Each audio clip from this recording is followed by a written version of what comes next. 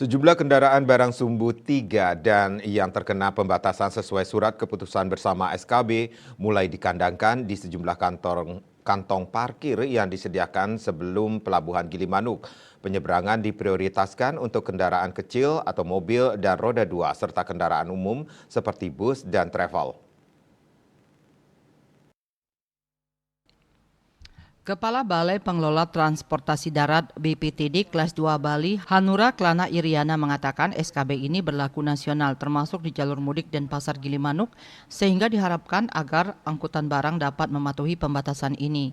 Mulai Kamis 4 April 2024 dari kepolisian dan anggota BPTD Bali sudah melakukan pengetatan dan penyisiran. Bagi kendaraan yang tidak diprioritaskan sudah mulai diparkirkan di Jembatan Timbang Cekik. SKB ini sifatnya nasional diatur di setiap ruas jalan termasuk hari dan tanggal. Meskipun berbeda-beda namun sudah jelas di SKB tersebut.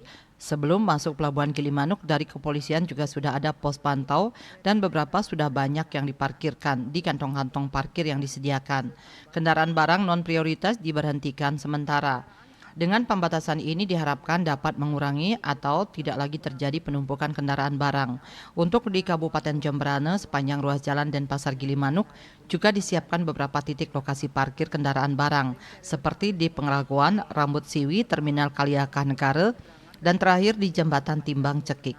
Sehingga mendekati hari H dan situasi sangat padat diharapkan mengurangi penumpukan kendaraan barang. Sementara itu untuk pengaturan penyeberangan di Gilimanuk ke Tapang pada H-6 kemarin sudah memasuki situasi padat. Skema penyeberangan dengan mempercepat waktu bongkar muat dan 2 kapal besar sudah mulai dioperasikan. Total ada 6 kapal besar perbantuan di luar 50 KMP yang tersedia dan akan dioperasikan termasuk puncak arus mudik lebaran. Surya Dharma, Bali Pos melaporkan.